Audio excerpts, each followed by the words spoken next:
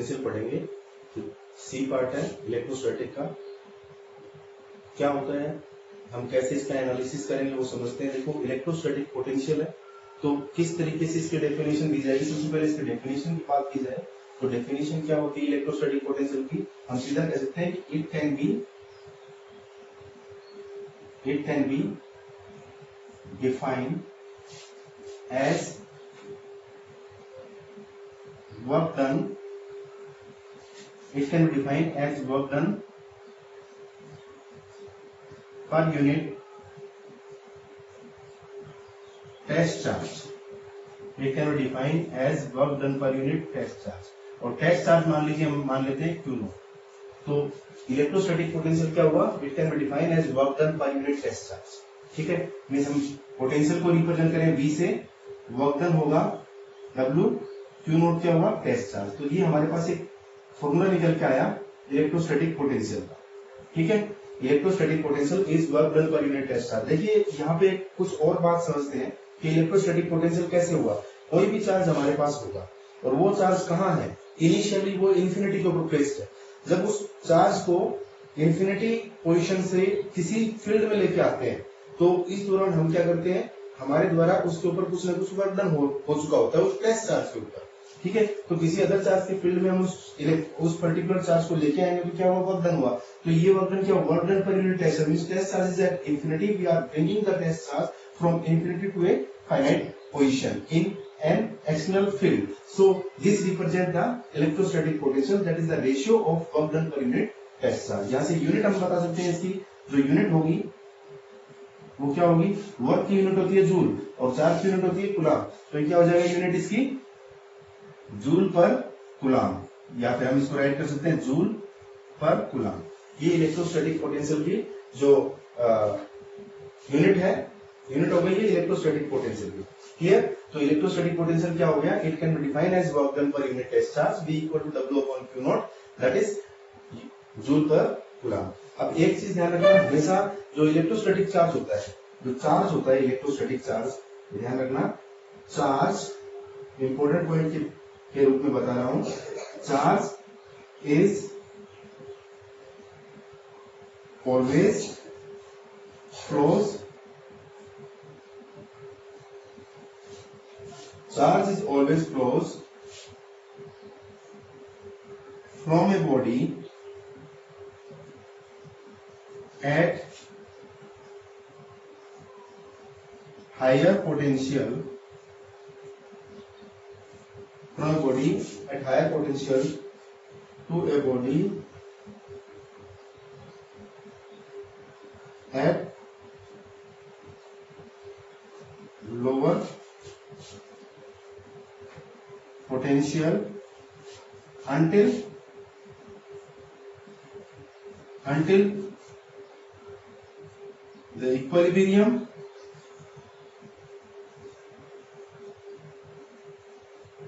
of potential, until the equilibrium of potential। ध्यान रखना कि मैंने बताया चार्ज हमेशा एक बॉडी से दूसरी बॉडी में फ्लो कैसे हुआ, higher potential to lower potential, और जब तक दोनों बॉडीज का जो पोटेंशियल है वो इक्विवेलेंट ना हो जाए तब तक चार्ज का फ्लो हमेशा होता रहता है। ठीक है, तो इलेक्ट्रोस्टैटिक पोटेंशियल क्या होगा, work done per unit test charge. Charge हमेशा हायर पोटेंशियल से लोअर पोटेंशियल की तरफ जो है वो फ्लो होता रहेगा जब तक इक्विलिब्रियम पोटेंशियल ना हो जाए। ठीक है, अब देखिए इसी चीज को हम आगे समझते हैं। एक पॉइंट आता है भी इलेक्ट्रोस्टैटिक फोर्स या इलेक्ट्रोस्टैटिक जो चार्ज है, इलेक्ट्रोस्टैटिक फील्ड जो है वो कंजर्वेटिव होता है। तो उस चीज को हम प्रूव करने के लिए हम क्या करेंगे, देखिए क्वेश्चन जो आपके सामने आता है वो इस तरीके से आता है, प्रूव इलेक्ट्रोस्टैटिक फोर्स और फील्ड और इलेक्ट्रोस्टैटिक फोर्स भी कह सकते हैं, फील्ड भी कह सकते हैं, वर्क डन भी कह सकते हैं। प्रूव इलेक्ट्रोस्टैटिक फोर्स और फील्ड और वर्क इलेक्ट्रोस्टैटिक, हमें प्रूव क्या दिया गया, प्रूव इलेक्ट्रोस्टैटिक फोर्स और फील्ड फोर्स और फील्ड इन दोनों के रिगार्डिंग तो कह दिया गया भाई आप इनको क्या करो, कंजर्व प्रूव करो। ठीक है, प्रूव इलेक्ट्रोस्टैटिक फोर्स और field is conserve and work is 0 in a close path. Work is 0 in a close path. तो हम क्या करेंगे, हम एक क्लोज पाथ कंसिडर करेंगे। मान लीजिए हमने एक क्लोज पाथ लिया A टू B, ये मान लीजिए L लेंथ का क्लोज पाथ है। A टू B एक बार चार्ज को मूव करवाएंगे, दूसरे समय B टू A हम चार्ज को मूव करवाएंगे। पॉइंट A के ऊपर पोटेंशियल हमने मान लिया VA, पॉइंट B के ऊपर पोटेंशियल मान लिया हमने VB, right. A to B जब वर्कडाउन होगा, वर्कअप होगा, वर्कआउट होगा, तो टेस्ट चार्ज को कैरी करने के लिए मान लीजिए टेस्ट चार्ज क्यू नोट है, इसी को हम A से एक बार B पॉइंट के ऊपर लेके जा रहे हैं, तो वर्क डन हो गया इस दौरान WAB। B टू A जब इसी चार्ज को B से वापस A के ऊपर लेके आएंगे तो वर्क डन हो जाएगा B टू A। तो दो इक्वेशन बनेंगे हमारे पास, एक तो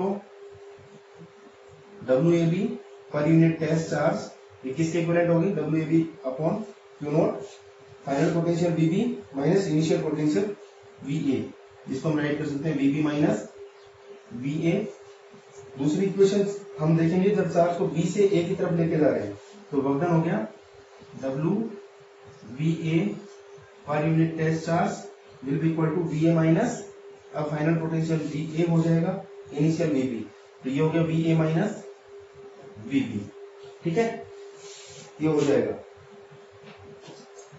तो इसमें मैंने क्या बताया, क्वेश्चन पूछा गया प्रूव इलेक्ट्रोस्टैटिक फोर्स और फील्ड इज कंजर्व और work is 0 in a close path. For this we are taking a close path A to B.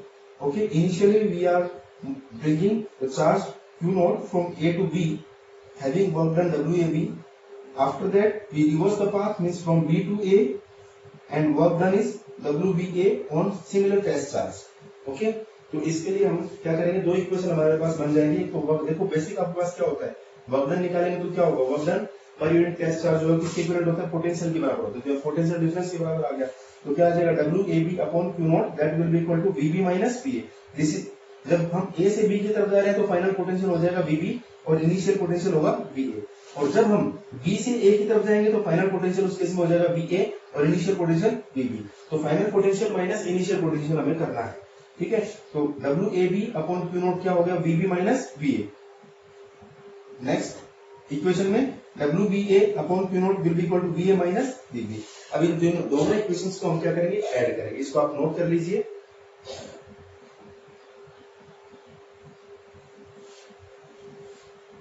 ठीक है, इसके बाद में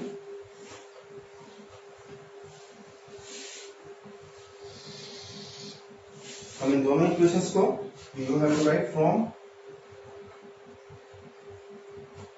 equation 1 and equation 2।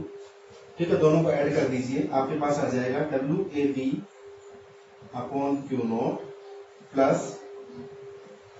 WBA upon Q naught will be equal to VB minus VA plus VA minus VB। देखो BA से BA cancel out हो गया, VB से VB कैंसिल आउट हो गया, मतलब राइट हैंड साइड में हमारे पास वैल्यू जो है वो क्या आ गई है, 0 आ गई है। इसको हम राइट कर सकते हैं इस तरीके से, WAB plus WBA upon Q naught, WAB plus WBA upon Q naught equal to 0। ठीक है, इस तरीके से हम इसको राइट कर सकते हैं। अब देखिए यहाँ पे ये मान लीजिए हमारे पास इक्वेशन थर्ड आ है, यहाँ पे हम ये जो वर्क का एडिशन है A to B and B to A, इसको हम रिप्रेजेंट कर देते हैं W से। W is represented instead of WAB plus WBA। You can write W upon Q naught will be equal to 0। Again you can write work done is 0।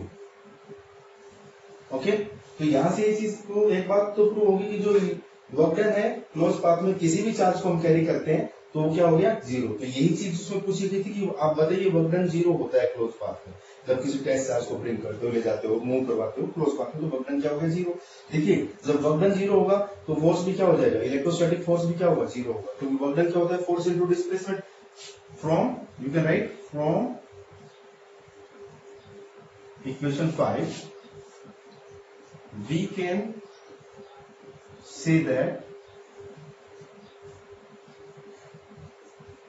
work done in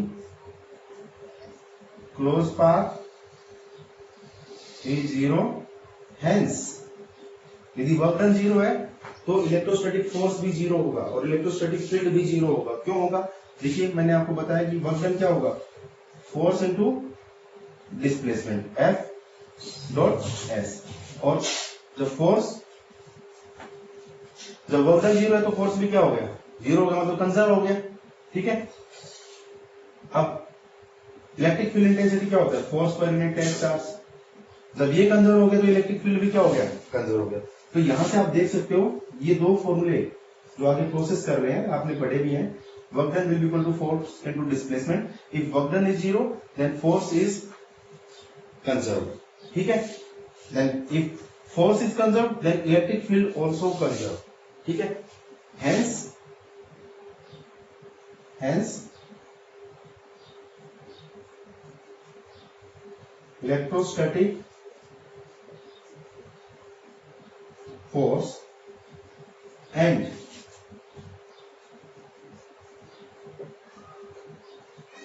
electric field is also conserved। ठीक है, समझ में आया ना। इसको prove किया तो work done zero हो गया, तो वर्क डन जीरो हो गया तो फोर्स इनटू डिस्प्लेसमेंट के इक्विवेलेंट होता है वर्क डन का फॉर्मूला। तो फोर्स भी क्या हो गया, फोर्स कंजर्व हो गया। जब फोर्स कंजर्व हो गया तो इलेक्ट्रिक फील्ड भी कंजर्व हो गया, क्योंकि वर्क की जीरो तो एफ इक्वल टू क्या आ जाएगा, जीरो आ जाएगा। इसका मतलब फोर्स कंजर्व है। ठीक है, और जब एफ की वैल्यू जीरो है तो इलेक्ट्रिक फील्ड का वैल्यू भी सामने क्या आ जाएगा, जीरो। इसका मतलब इलेक्ट्रिक फील्ड भी क्या हो जाएगा, जीरो हो जाएगा, मीन्स कंजर्व हो जाएगा। ठीक है, इसको नोट कर लीजिए। यहाँ से दोनों चीजें प्रूव हो गई है कि इलेक्ट्रोस्टैटिक फोर्स और इलेक्ट्रोस्टैटिक फील्ड जो है वो क्या रहता है, कंजर्व रहता है। ठीक है, यहां से कॉमन पॉइंट, कॉमन बात निकल के आती है। हम ये कह सकते हैं कि line integral of electric field over a close path is always equal to zero. यहां से बात निकलती है, क्योंकि इलेक्ट्रिक फील्ड भी जीरो है, फोर्स भी जीरो है, वर्क डन भी जीरो है। ठीक है, मतलब कंपोनेंट्स क्या हो गई, कंजर्व हो गई। तो इस एनालिसिस से हम ये कह सकते हैं कि इलेक्ट्रिक फील्ड जो होगा ना, line integral of electric field, line integral of electric field. ठीक है, इसके बाद में राइट करेंगे। So we can say that line integral of electric field, so we can say that line integral of electric field, line integral of electric field is always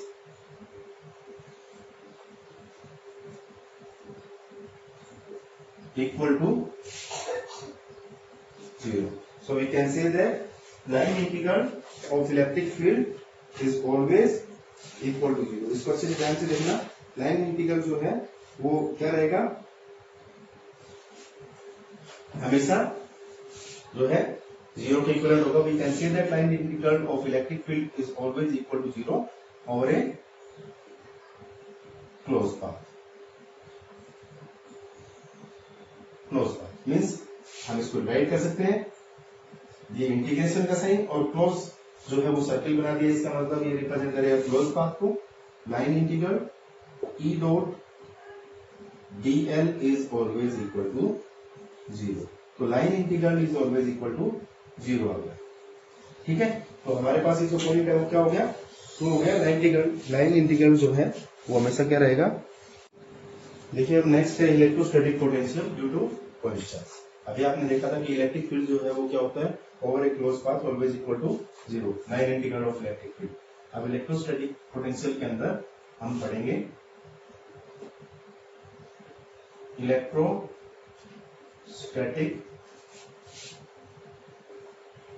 potential due to point charge. Point charge की वजह से electrostatic potential हमें calculate करना है। मान लीजिए इसके लिए हम मान लेते हैं हमारे पास एक चार्ज है Q, इसको हम पॉइंट चार्ज मान लेते हैं। इससे r डिस्टेंस के ऊपर, इसके जो फील्ड में r डिस्टेंस के ऊपर हम किसी चार्ज को लेके आएंगे इंफिनिटी से। मान लीजिए ये कोई पॉइंट P है, इस पॉइंट P के ऊपर कोई टेस्ट चार्ज प्लेस कर रखा है हमने Q0, ठीक है। इस टेस्ट चार्ज को एट पॉइंट A हमें लेके आना है, ठीक है। पॉइंट P और पॉजिटिव चार्ज Q, इस पॉइंट चार्ज के बीच के डिस्टेंस हम मान लेते हैं x, इधर इंफिनिटी। अब देखिए ये पॉजिटिव चार्ज है और ये भी टेस्ट चार्ज जो है वो पॉजिटिव चार्ज है। ये तो है पॉइंट चार्ज और ये है टेस्ट चार्ज, दोनों पॉजिटिव है तो ये इसको रिपेल करेगा, ठीक है, रिपेल करेगा ये एक अमाउंट से। लेकिन यदि हम इसको against the repulsive force Q0 को टुवर्ड्स द Q लेके जाएंगे तो मान लीजिए वो डिस्प्लेसमेंट कितना हुआ, dx अमाउंट का डिस्प्लेसमेंट हुआ, ठीक है। तो जो पोटेंशियल है वो क्या कैलकुलेट होगा, तो देखिए हमें पता है कि इलेक्ट्रोस्टैटिक पोटेंशियल क्या होता है, work done per unit test charge. तो यहाँ पर यदि हम फोर्स की बात करें तो against the repulsive force we are moving the test charge towards the point charge Q, ठीक है। तो कितने एंगल से मूव करेगा ये, इधर है तो 0 डिग्री और इधर है तो कितना है 180 डिग्री है। मींस हम राइट कर सकते हैं जो फोर्स है, फोर्स का फॉर्मूला जो आएगा वो क्या होगा, K Q0 अपॉन, दोनों के बीच में डिस्टेंस कितनी है x, तो K Q0 upon x square. ये हमारे पास स्क्वायर ऑफ द डिस्टेंस होता है फॉर्मूला फोर्स का, ठीक है। अमाउंट ऑफ वर्क डन हम देखें तो वर्क डन क्या होगा, force into displacement, force into F dot ds होगा। तो वर्क डन यदि हम देखेंगे तो वो आएगा dW will be equal to F dot, displacement कितना है dx अमाउंट का, F डॉट dx। इन दोनों इसको ओपन करें तो क्या आएगा, F dx कोस थीटा, और थीटा की वैल्यू 180 डिग्री है, ठीक है। P को हम लेफ्ट हैंड साइड मूव कर रहे हैं तो लेफ्ट हैंड साइड में एंगल कितना हो जाएगा 180 डिग्री। इस साइड में 0 होता है, जैसे कोऑर्डिनेट सिस्टम ये होता है ना, इधर तो क्या है ये 0 एंगल के ऊपर होगा और इधर से 0 से स्टार्ट हुआ और इधर कितना है 180, ठीक है। तो यही वाला प्रोसेस है। तो towards the positive point charge Q हम मूव कर रहे हैं तो विद द एंगल ऑफ 180, ठीक है। तो कितना आ जाएगा cos 180, ठीक है। cos 180 कितना होता है -1, तो ये आ जाएगा F dx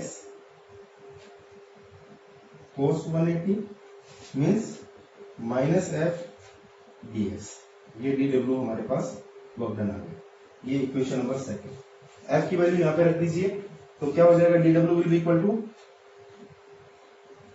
-K Q0 upon x square into dx।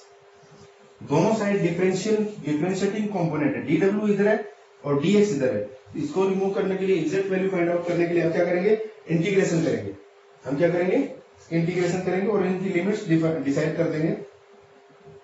यहां पर जो लिमिट आएगी वेरिएबल x से ये वेरी करेगा इंफिनिटी टू r, क्योंकि हम इंफिनिटी से r पोजीशन के ऊपर पॉइंट है, यहाँ पर जो टेस्ट चार्ज है वो लेके आ रहे हैं, ठीक है। तो लिमिट क्या हो जाएंगी, ध्यान रखना, from equation third dW 0 to W, और ये हो गया लिमिट जो है इसकी हो जाएगी infinity to R -K Q0 upon x square into dx, ठीक है। x वेरिएबल के अलावा जो भी कंपोनेंट है वो सब क्या आ जाएंगे, बाहर आ जाएंगे एज ए कांस्टेंट, ओके। तो ये 0 से W लिमिट होगी वर्क डन के लिए, तो dW क्या हो जाएगा, वर्क डन W 0 से W, इधर -K Q0 आ गया, राइट।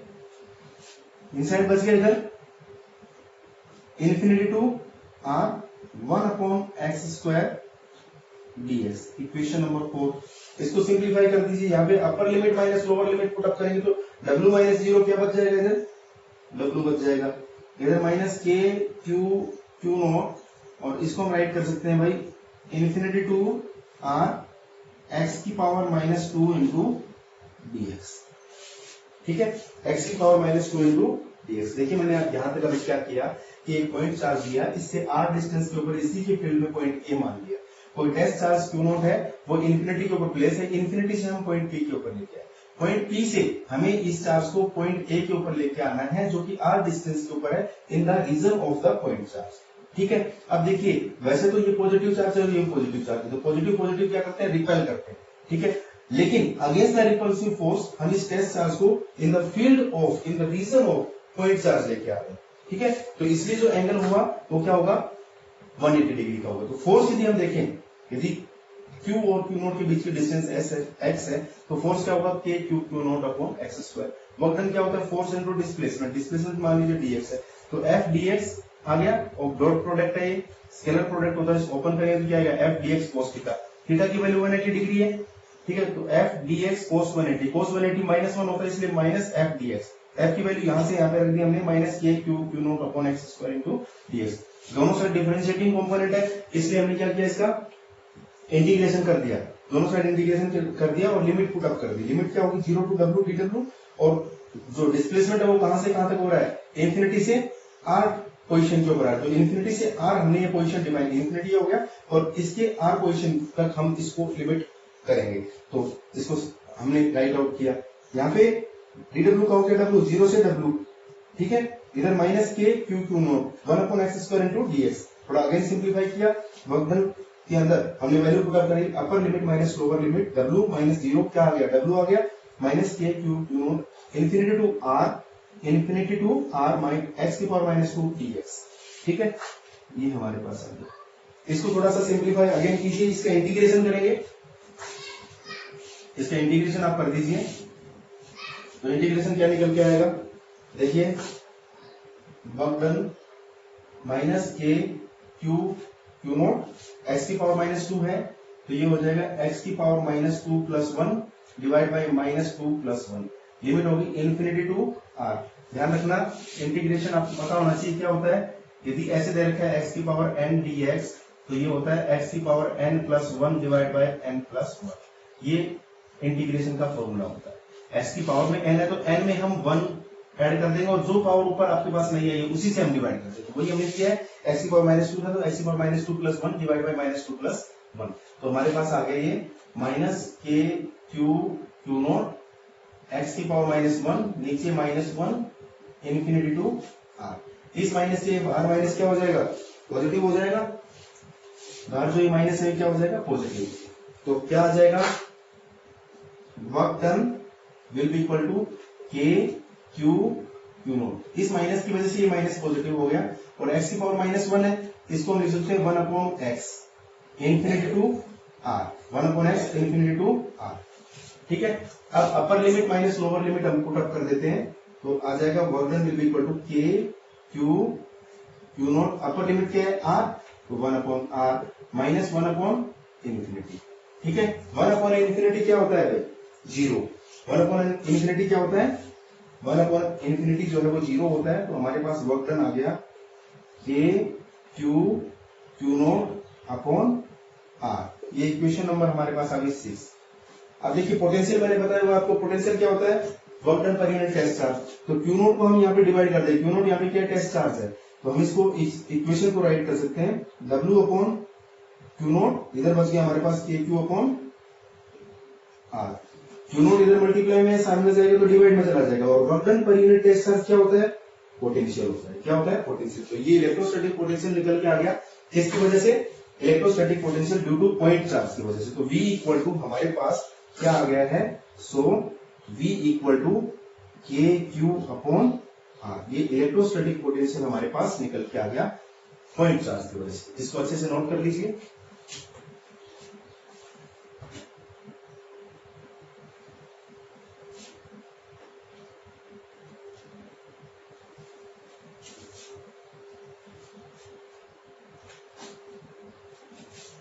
देखिए नेक्स्ट हमारे पास है electrostatic potential due to multiple point charges. मान लेते हैं हमारे पास चार्जेस हैं let Q1, Q2 and Q3।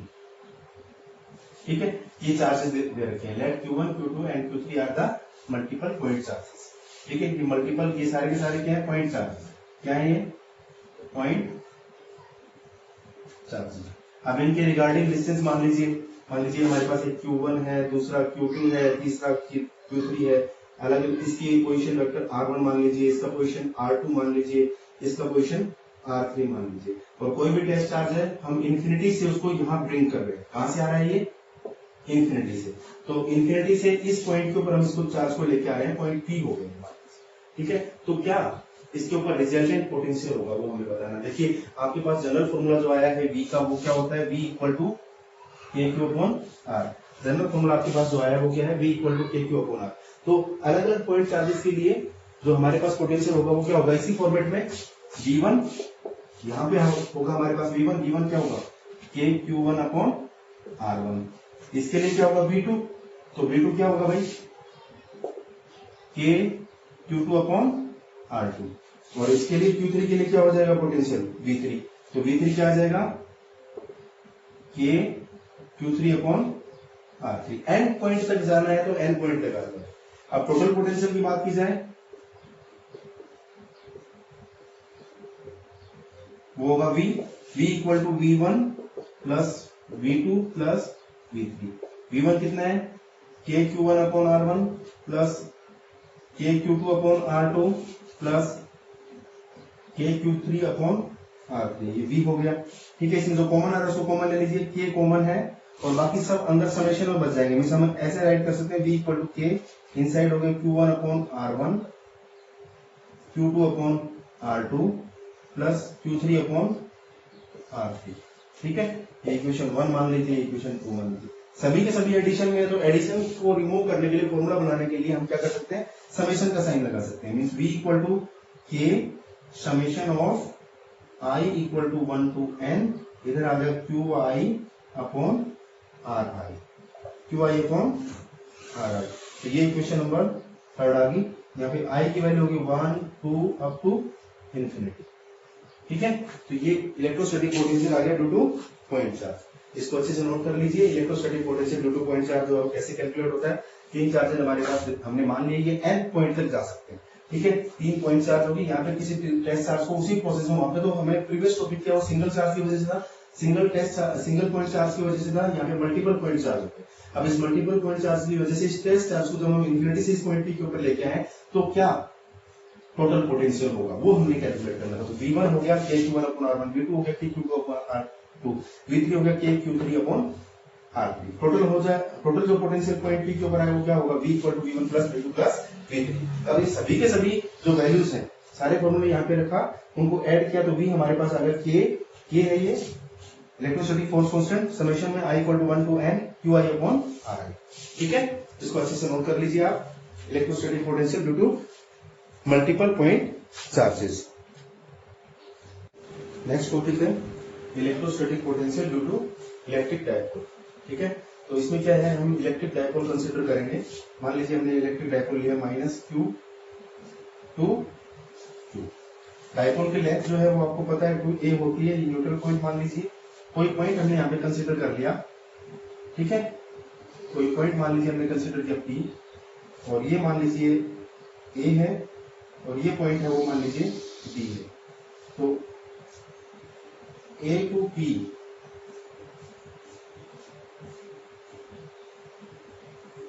P and B to P। A to P जो गैप है वो है R1, B to P gap जो है वो R। Right, this is the neutral point of the dipole. Dipole का ये जो पॉइंट है वो मान लीजिए O है। O to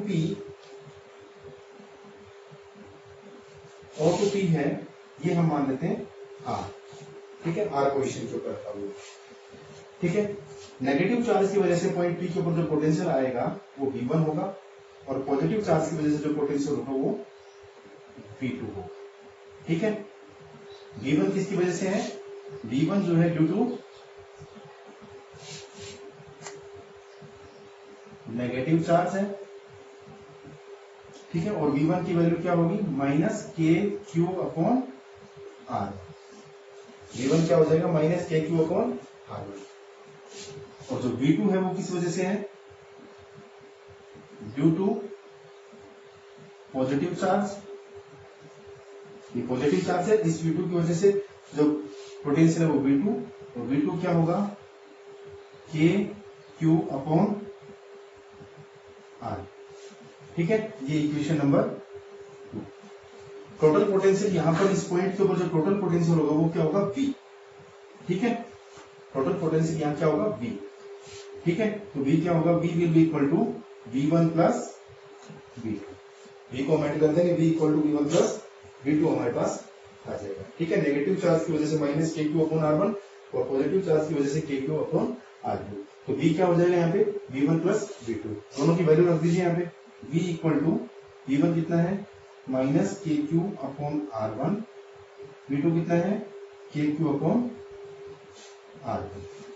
ठीक है, इक्वेशन नंबर 3।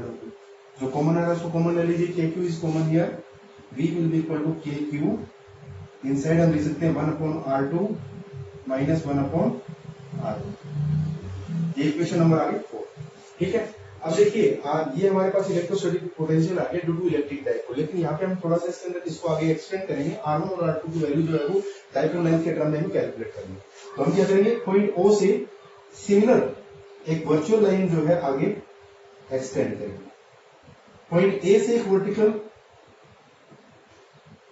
हमने लाइन ड्रॉ करनी है, नॉर्मल लाइन ड्रॉ करनी है, वो मान लीजिए C पॉइंट आ गया। सिमिलरली पॉइंट B से हमने एक लाइन ड्रॉ करनी है, ये मान लीजिए आ गई D पॉइंट आ गया। राइट, ये जो डायमेंशन है यहां से यहां तक ये A है डाइपोल लेंथ का, और ये बाकी हिस्सा डाइपोल लेंथ का ये A। और ये जो पॉइंट है वो न्यूट्रल पॉइंट था, और ये एंगल मान लीजिए कितना है थीटा, और इधर भी एंगल मान लीजिए थीटा। ठीक है, दो ट्रायंगल हो गए। अब देखिए सबसे पहले हम ट्रायंगल कंसीडर कर लेते हैं AOC, ट्रायंगल AOC। ठीक है, ट्रायंगल AOC में cos थीटा हमारे पास क्या आएगा, cos थीटा क्या होता है बेस अपॉन हाइपोटेनस। बेस हमारे पास क्या हो गया O2C, ये हमारे पास O है O2C, हाइपोटेनस हो गया A, OC अपॉन A, तो OC हमारे पास क्या आ जाएगा A cos थीटा। ठीक है, अब देखिए ये P2C किसके इक्विवेलेंट है, P2A के अप्रोक्सीमेटली हम मान लेते हैं। तो हम राइट करेंगे P2A which is R1 equal to P2C, और P2C किसके बराबर होगा PO प्लस OC के, PO प्लस OC के। PO हमारे पास क्या है R plus A cos theta, तो R1 बराबर हो गया R plus A cos theta. ठीक है, इसी पैटर्न के अंदर हम अब दूसरा ट्रायंगल देखते हैं BOD, ट्रायंगल BOD। यहां भी हम cos थीटा देखेंगे, तो BOD में क्या आएगा cos theta will be equal to base upon hypotenuse. Base क्या हो गया O2D upon A, O2D upon A। तो OD यहां से क्या आ जाएगा, O2D will be equal to A cos theta, A cos theta. ठीक है, अब यहां भी हम कह सकते हैं कि B to P is equal to P to D। ठीक है, तो B to P क्या है equal to R2 equal to P to D, और P to D क्या होगा equal to P to D, और P to D कैसे निकलेगा O to P minus OD, O to P minus OD। O to P है हमारे पास R, और ये है A cos theta, means R2 की जगह पे हम राइट कर देंगे R minus A cos theta. समझ में आ गया। R1 और R2 को हमने डाइपोल लेंथ के टर्म में राइट करना था, तो क्या आया R1 हमारे पास ट्रायंगल AOC से निकल के आया R plus A cos theta, और R2 हमारे पास निकल के आया ट्रायंगल BOD से। ठीक है, तो यहाँ पर R2 की वैल्यू आ गई R minus A cos theta. दोनों ही R1 और R2 की वैल्यू इक्वेशन नंबर 4 में हम पुट करेंगे। ठीक है, इसको अच्छे से नोट कर लीजिए। ठीक है, we have to write this. Okay, अब नेक्स्ट है, नेक्स्ट इसके अंदर रख दीजिए वैल्यूज इक्वेशन नंबर 4 में। आप यहां से ऐसे राइट करना स्टार्ट करेंगे, from equation 4 v will be equal to के क्यू, बाहर है, इनसाइड क्या है 1 अपॉन R2, R2 क्या है R minus A cos theta, 1 upon R minus A cos theta, minus करके R1 कितना है, R1 है R plus A cos theta, ये हमने लिख दिया R plus A cos theta. ठीक है, तो ये आ गया हमारे पास के क्यू। इधर हमने एलसीएम लिया तो a plus B A minus B होता है A square minus B square, तो हम इसको राइट कर सकते हैं R square minus A square cos square theta. R minus A cos theta, result term हमारे पास आ जाएगी R plus A cos theta. Negative sign है तो ये साइन चेंज हो जाएंगे, minus R plus A cos theta, R से R cancel, v equal to आ गया K Q 2a cos theta upon are square minus A square cos square theta. Equation number आ गया हमारे पास ये 5, ये इक्वेशन नंबर 5 आ गई। इसको थोड़ा सिंप्लीफाई कर लीजिए। सिंप्लीफाई करने से हमारे पास क्या आएगा, ये देखिए हमें पता है डाइपोल मोमेंट क्या होता है, P is equal to q into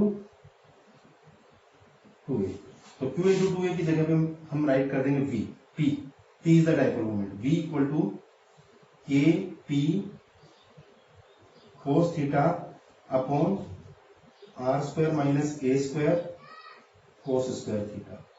equation number 6, ये हमारे पास इलेक्ट्रोस्टैटिक पोटेंशियल आ गया ड्यू टू इलेक्ट्रिक डाइपोल। ठीक है, यहाँ पर थीटा की वैल्यू पुट अप करके हम दो केस कंसीडर कर लेंगे। ठीक है, दो केस कंसीडर करेंगे। तो पहला जो केस है वो क्या बनेगा वो बता देता हूं, इक्वेशन 6 से ही, if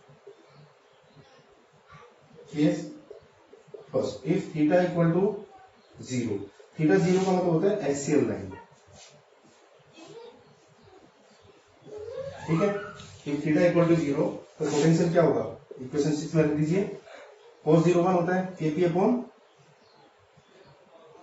are square minus A square. ठीक है, ये इक्वेशन नंबर 7 होगी।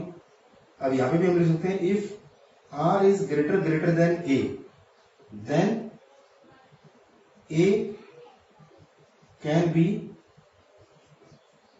नेगलेक्ट, ए को नेगलेक्ट कर सकते हैं उस केस में, तो हमारे पास बच जाएगा v is equal to k p upon are square. तो ये इलेक्ट्रोस्टैटिक पोटेंशियल आ गया on axial line of electric dipole. हम लिख सकते हैं v, जो इक्वेशन नंबर 8 आई है इसमें electrostatic potential is on axial line of electric dipole will equal to k p upon are square. ये किस केस में है, जब आर की वैल्यू ए से बहुत ज्यादा है। ठीक है, और यदि आर की वैल्यू ए से ज्यादा नहीं है तो हमारे पास फॉर्मूला आ जाएगा v is equal to k p upon are square minus k square. तो एक्सियल लाइन के ऊपर हमारे पास इलेक्ट्रोस्टैटिक पोटेंशियल होता है k p upon are square, right. ठीक है, इसके बाद में सेकंड जो केस है, सेकंड केस क्या होगा, second case if theta equal to 90 degree, 90 का मतलब होता है 90 डिग्री का मतलब इक्वेटोरियल लाइन, 90 का मतलब इक्वेटोरियल लाइन, थीटा की वैल्यू 90 डिग्री है। तो इक्वेशन नंबर 6 में हम राइट करेंगे फ्रॉम इक्वेशन 6 cos 90 क्या हो जाएगा, वहां पे cos 90 की वैल्यू 0, cos 90 जो है वो 0 हो जाएगा। तो यहाँ पे cos 90 0, तो पूरा का पूरा पोटेंशियल की वैल्यू क्या आ जाएगी, v इक्वल टू 0। मीन्स हम ये कह सकते हैं कि electrostatic potential is always equivalent to 0 in case of equatorial line of the dipole. ठीक है, तो ये हमारे पास इलेक्ट्रोस्टैटिक पोटेंशियल आया है ड्यू टू इलेक्ट्रिक डाइपोल, जिसमें हमारे पास मेन इंपॉर्टेंट फॉर्मूला आ गया KP upon are square, that is for axial line, और KP upon are square minus A square लिख सकते हैं if R is not greater than A. ठीक है, लेकिन जब हम इक्वेटोरियल लाइन की बात करेंगे तो थीटा की वैल्यू इक्वेशन नंबर 6 के अंदर ही कितनी पुट अप करेंगे, 90 डिग्री पुट अप करेंगे। तो cos 90 क्या होता है 0, तो ये पूरा का पूरा पोटेंशियल की वैल्यू कितनी हो जाएगी, 0 हो जाएगी। ठीक है, तो इस तरीके से इलेक्ट्रोस्टैटिक पोटेंशियल जो है वो इलेक्ट्रिक डायपोल के ऊपर क्या आ जाएगी, 0 आ जाएगी। ठीक है, आप इसको नोट कीजिए अभी।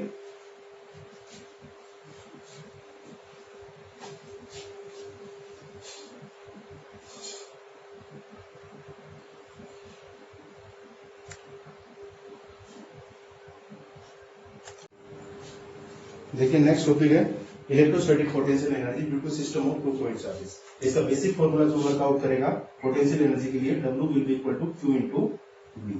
सिंस हमारे पास दो चार्जेस हैं तो एक चार्ज मान लेते हैं Q1 और दूसरा चार्ज मान लेते हैं Q2। हम ये पहले से मान लेते हैं कि हमारे पास किसी पॉइंट के ऊपर Q1 चार्ज ऑलरेडी अवेलेबल है, ठीक है, और Q1 चार्ज के रीजन में, जिसके फील्ड में किसी पॉइंट P के ऊपर हम Q2 को इंफिनिटी से ब्रिंग करेंगे। मान लीजिए डिस्टेंस जो है Q1 से पॉइंट P तक की R12 है और Q2 चार्ज को इंफिनिटी से हम यहाँ पे लेके आ रहे हैं इन द फील्ड ऑफ Q1। तो हमें इस पैटर्न के अंदर W equal to Q into V, इस पैटर्न के अंदर हमें एनर्जी कैलकुलेट करनी है। वर्क डन क्या होता है, एनर्जी होता है, और यही इलेक्ट्रोस्टैटिक पोटेंशियल एनर्जी को रिप्रेजेंट करेगा। तो सबसे पहले हम क्या करेंगे, पोटेंशियल कैलकुलेट करेंगे।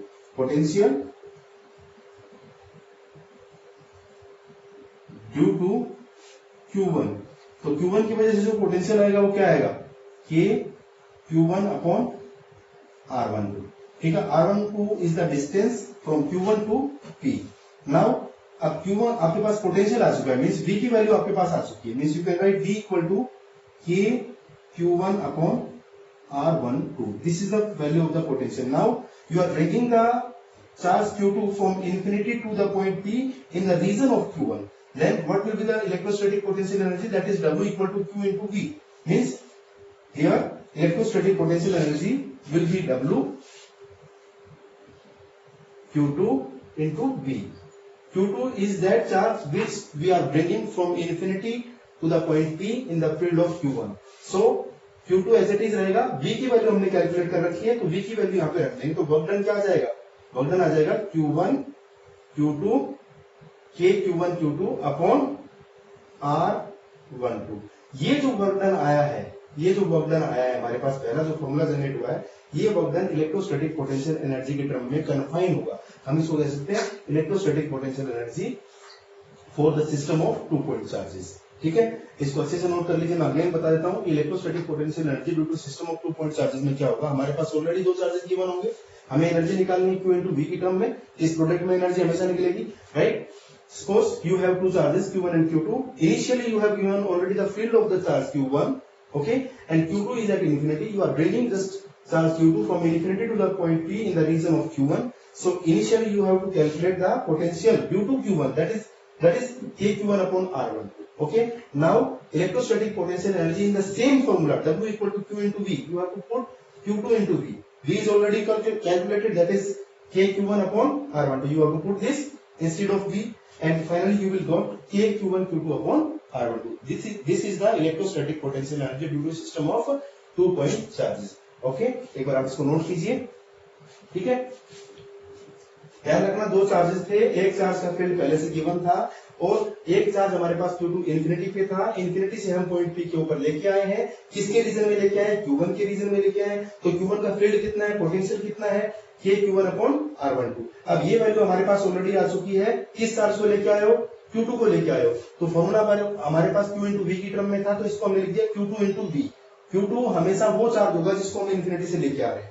Q2 इंटू V की वैल्यू यहाँ से हम यहाँ रखेंगे तो हमारे पास फॉर्मूला बन जाएगा K Q1 Q2 upon R12।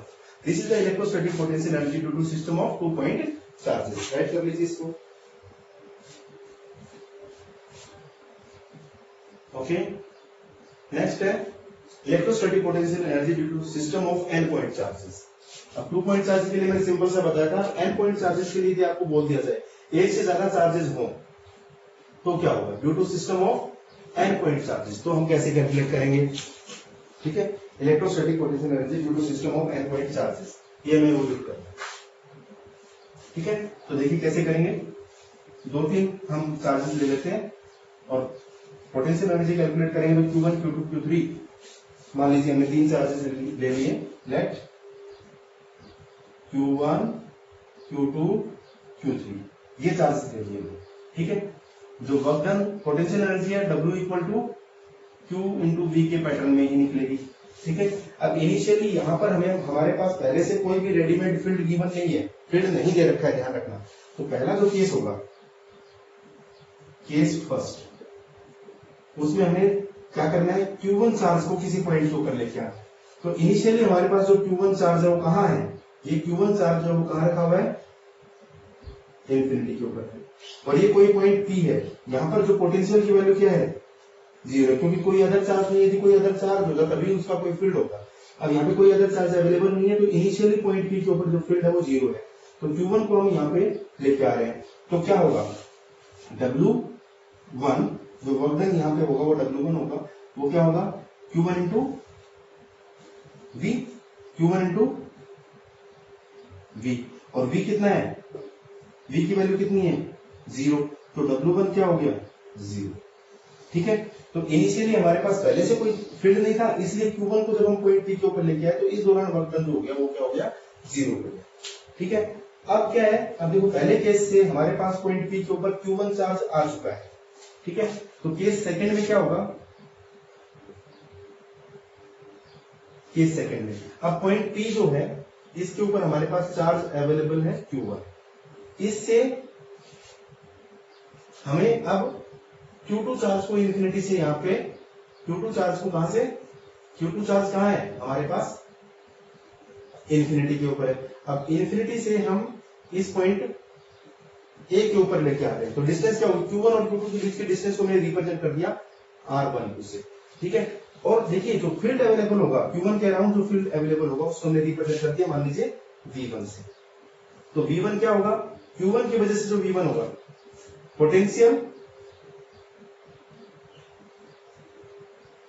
Potential due to Q1 वो होगा K Q1 अपॉन R12, और जो वर्क डन होगा उसको हम रिप्रेजेंट कर देते हैं W2 से, Q2 को लेके आए तो वर्क डन क्या होगा, Q2 इंटू V1। V1 की वैल्यू हमारे पास ये है, V1 की वैल्यू रख दीजिए यहाँ पे, तो क्या आएगी, K Q1 Q2 upon R12। ये वर्क डन हो गया सेकेंड चार्ज के लिए। ठीक है, अब इस सेकेंड केस के बाद हमारे पास पहले से अवेलेबल अब कितने चार्ज हो गए, 2। देखो पहले कोई भी चार्ज अवेलेबल नहीं था, फील्ड 0 था, पोटेंशियल 0 था, इसलिए वर्क डन 0 हो गया। ठीक है, अब फर्स्ट केस के बाद में हमारे पास पहले से रेडीमेड चार्ज अवेलेबल हो गया Q1। Q1 की फील्ड में हमने Q2 को इंफिनिटी से लेके आए, तो पोटेंशियल निकालने Q1 की वजह से कितना, K Q1 upon R12। Work done क्या हो जाएगा, Q2 इंटू V1। V1 की वैल्यू क्या होगी, K Q1 अपॉन R2, तो टोटल वर्क डन होगा K Q1 Q2 upon R12। ठीक है, अब हमारे पास अवेलेबल चार्ज कितने हो गए, 2 हो गए, Q1 एंड Q2, और Q3 को हम कहां से लेके आएंगे, इंफिनिटी से। तो केस थर्ड हमारे पास पहले से अवेलेबल चार्ज कितने, Q1 है, दूसरा है Q2 है, ये कोई पॉइंट A मान लीजिए। Q1 और Q2 सेपरेटली वर्क डन देखना पड़ेगा हमें यहाँ पे। ठीक है, तो वर्क डन और चार्ज जो है वो Q3 कहाँ है, ये इंफिनिटी के ऊपर। Q3 से ये चार्ज यहाँ पहुंच रहा है इस पॉइंट के ऊपर। ठीक है, तो Q1 और Q3 के बीच की डिस्टेंस होगी R13, Q2 और Q3 के बीच की डिस्टेंस यहाँ पे इसी पॉइंट के ऊपर मानी जाएगी R23। ठीक है, यहां पर जो वर्क डन है वो मान लेते हैं W3, और यहां मान लेते हैं W3 डैश। Q1 और Q3 के रिगार्डिंग जो वर्क डन आएगा वो W3, Q2 और Q3 के रिगार्डिंग जो वर्क डन होगा वो W3 डैश। तो सबसे पहले देखिए Q1 के अकॉर्डिंगली पोटेंशियल निकालेंगे। ठीक है, इस डायग्राम से देख रहे हैं potential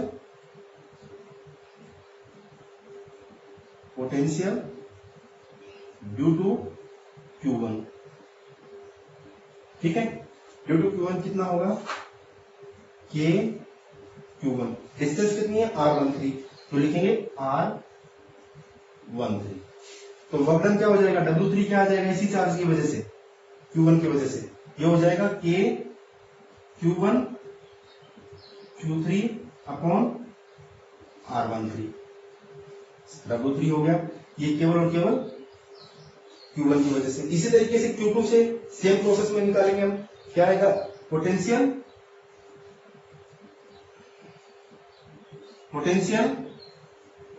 due to Q2 due to Q2 कितना आ जाएगा potential, potential due to Q2 ये आ जाएगा K Q2 upon R23 distance है तो R23 लिखेंगे, R23 ठीक है। पोटेंशियल ड्यू टू Q2 जो है वो कितना आ गया R23, तो वर्क डन क्या होगा इस केस में W3 dash K Q2 Q3 upon R23, ये हमारे पास W3 डैश आ गया। तो Q1 Q2 Q3 इन दोनों के रिगार्डिंग हमारे पास ये जो W3 डैश आ गया है। अब देखो मैं आपको दोबारा से एक बार इस पूरे प्रोसेस को समझा देता हूँ। Electrostatic potential energy due to system of n point charges चल रहा है, 3 चार्जेस हमने ले लिए Q1 Q2 Q3। पहले केस फर्स्ट लिया, चार्ज Q1 लिया, ठीक है। ये चार्ज इनिशियल कहाँ रखा हुआ है, सभी के सभी इंफिनिटी के ऊपर है। Q1 के रिगार्डिंग, Q1 चार्ज के रिगार्डिंग यदि हम देखते हैं तो हम पॉइंट P के ऊपर इसको लेके जाएंगे। पॉइंट P के ऊपर हमारे पास पहले से कोई फील्ड अवेलेबल नहीं है, तो वहां पे पोटेंशियल 0 मान दिया। Q1 को जब यहाँ लेके आए तो पोटेंशियल 0 है, तो वर्क डन क्या हो गया 0।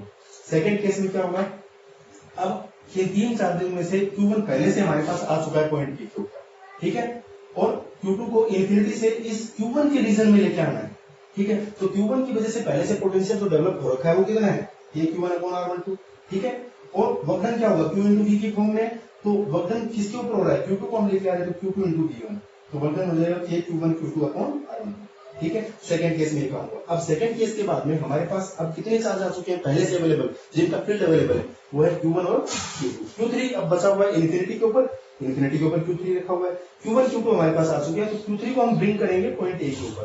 डिस्टेंस इनकी रेस्पेक्टिव डिस्टेंस इन्हीं के हिसाब से इंडिकेट कर दी। Q1 और Q3 के बीच में डिस्टेंस R13, Q2 और Q3 के बीच में डिस्टेंस R23, रेस्पेक्टिव जो वर्क डन W3, यहाँ पे W3 डैश। तो इसको सोल्व करने के लिए मैंने क्या बताया, सबसे पहले हमने Q1 मान लीजिए, Q1 को कंसीडर किया, क्या लिखेंगे, potential due to Q1 is, Q1 की वजह से पोटेंशियल कितना आएगा, K Q1 अपॉन R13। अब ये तो हो गया पोटेंशियल। अब इसके बाद में वर्क डन क्या होगा, Q3 इसके रीजन में है तो वर्क डन क्या होगा, K Q1 Q3 upon R13। Similarly Q2 के लिए देखा, पोटेंशियल ड्यू टू Q2 कितना आएगा, K Q2 अपॉन R23, ठीक है। वर्क डन क्या हो जाएगा इसी पैटर्न में, K Q2 Q3 upon R23। अब ये जितने वर्क डन निकले इन सबको हम क्या कर देंगे, ऐड कर देंगे, तो टोटल वर्क डन आ जाएगा इन 3 चार्जेस के लिए। n चार्जेस के लिए कहेंगे तो n पॉइंट पे चले जाए, इसको नोट कर लीजिए।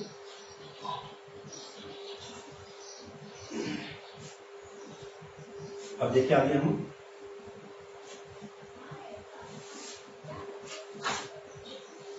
टोटल वर्क डन हमारे पास जो आएगा वो क्या होगा, W इक्वल टू W1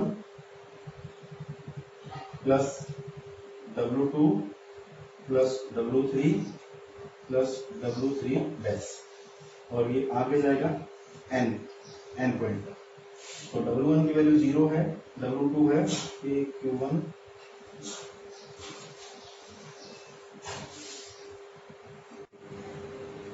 देखिए, फिर इसमें क्या है, मैंने सारे वर्क डन को ऐड कर देंगे। W1 की वैल्यू 0 है, W2 की वैल्यू K Q1 अपॉन कितने के W1 की वैल्यू, W2 की वैल्यू कितनी आई हमारे पास, K Q1 Q2 upon R12। W3 कितना है, K Q1 Q3 upon R13 plus W4 की वैल्यू, W3 डैश की वैल्यू कितनी है, K Q2 Q3 upon R23, ठीक है। और ये n पॉइंट तक चला गया। तो रिजल्टेंट जो पोटेंशियल वर्क डन क्या होता है, इलेक्ट्रोस्टैटिक पोटेंशियल एनर्जी होता है। तो इसको हम लिख सकते हैं, जो कॉमन आया उसको कॉमन ले लीजिए, जैसे कि हमारे पास कॉमन आ गया, और बाकी समेशन के अंदर राइट कर देंगे, ठीक है। ऑल पेयर्स लिख सकते हैं, ऑल पेयर्स यहाँ पे राइट कर देंगे QI QJ अपॉन RIJ। ये हमारे पास रिजल्टेंट इलेक्ट्रोस्टैटिक पोटेंशियल एनर्जी आ गई है, ठीक है। Resultant electrostatic potential energy due to system of n point charges. Okay, तो आज हमने इलेक्ट्रोस्टैटिक पोटेंशियल के अंदर क्या इलेक्ट्रोस्टैटिक पोटेंशियल होता है और किस तरीके से हम इलेक्ट्रोस्टैटिक फोर्स या फील्ड या वर्क डन को जीरो करते हैं, कंजर्व करके प्रूव करते हैं, ठीक है। हमने पॉइंट चार्जेस की वजह से इलेक्ट्रोस्टैटिक पोटेंशियल कैलकुलेट किया, नंबर ऑफ पॉइंट चार्जेस की वजह से हमने कैलकुलेट किया, फिर electrostatic potential energy due to point charge. Okay, then after we have already done the electrostatic potential due to electric dipole, and finally we have calculated the electrostatic potential energy due to system of n point charges. ये हमारे पास value calculate करके आ गई है, आप इन सबको note कर लीजिए. Next lecture में फिर हम नेक्स्ट वर्क आउट करेंगे. Thank you.